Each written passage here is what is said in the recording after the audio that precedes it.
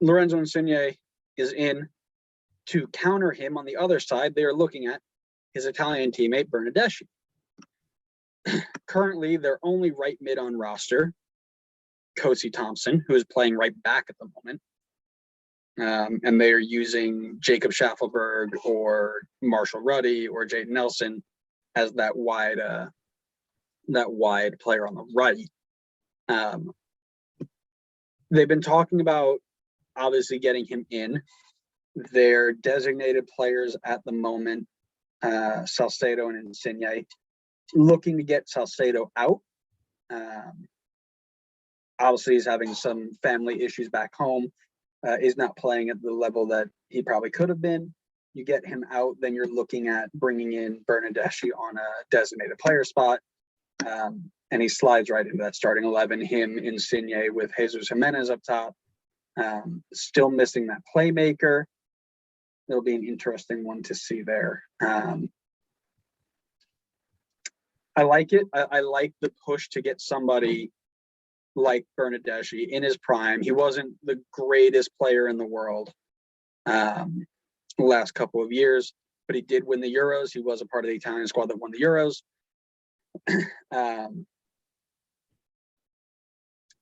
He's in his prime, right? He is a player who is not getting ready to retire. He's not on his way out. He's here to play. And is it because he's gonna receive a bag of money? Probably, right? But that's how you have to get players over here, right? So he's without a club right now. He's a free agent. Last time he played was July 1st. So he just became a free agent. Right? So he's 28 years old. This is a massive move for the league. You're looking at a guy who's got 6 goals and 40 appearances for the Italian national team. Again, part of the Euro 2020 side. This is a great move.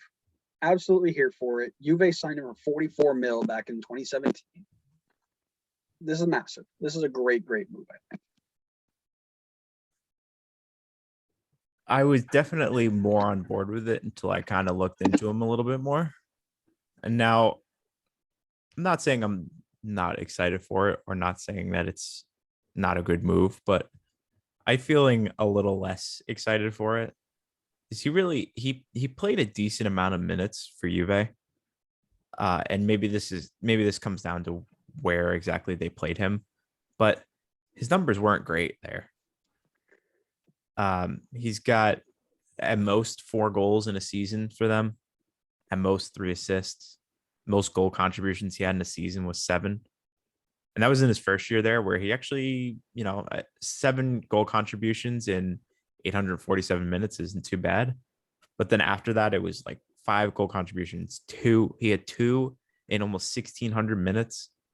Then he had 2 again. And then this last season, it was 4 goal contributions in about 1,500 minutes. Again, maybe he was playing in like a wing back position or something. I looked on Transfer Market. It seems like he was mostly playing in attacking roles, but I also didn't watch Juve play, so I don't know for sure. I'm taking my foot a little bit off the gas pedal here. I'm a little bit more skeptical. Because you're boring. No, I'm not boring. He's obviously a big name. Don't get me wrong. He's coming from Juve, played a number of times in the Italian national team, super recognizable, at least for people who follow the sport enough. He's not going to get recognized here in the US at all. But I mean, maybe if you're bringing in Insigne, I guess it makes sense to bring him in, have some familiarity, some teammates that can help transition everybody all together.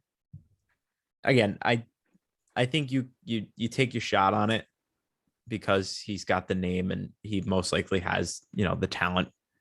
But all I'm saying is I'm just taking my foot off the gas a little bit. I also didn't realize that he was 28 at this point. I thought he was a little bit younger. That he was like 26. Yeah. No, he, like I said, he was up and down at Juve, and over there you don't get to do that and keep your spot, right? So he got dropped.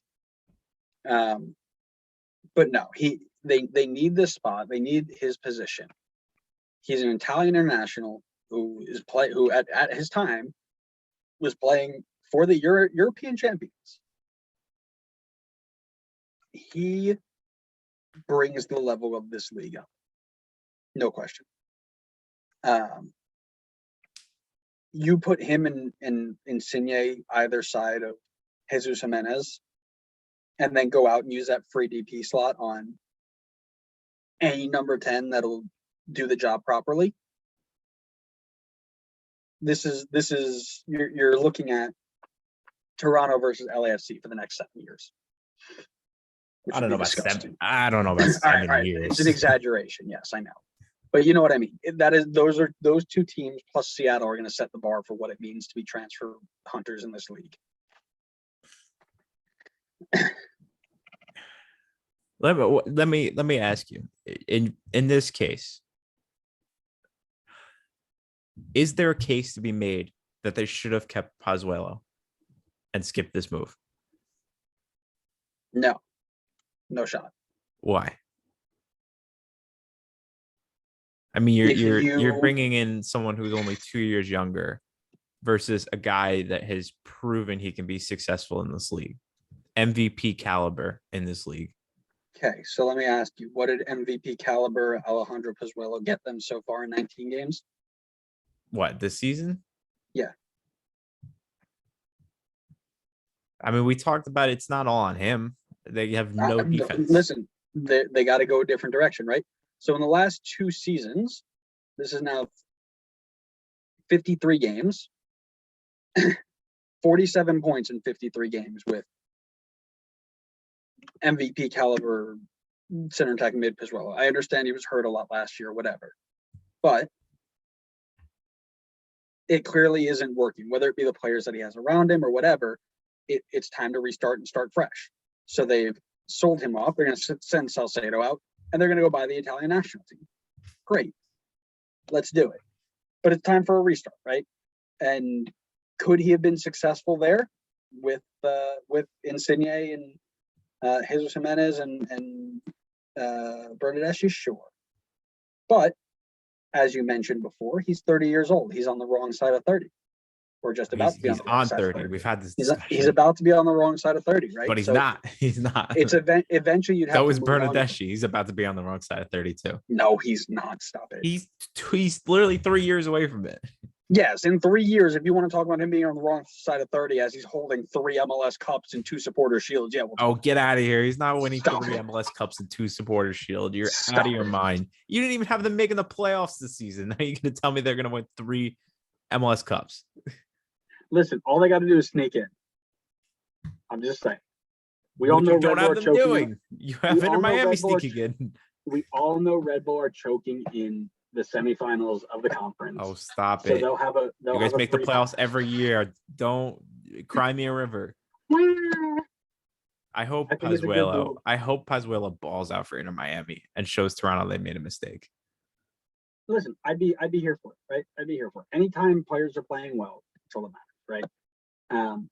I think this is a great move for the league. I think it takes a guy who is international caliber, great on his day, needs to find a little bit of form.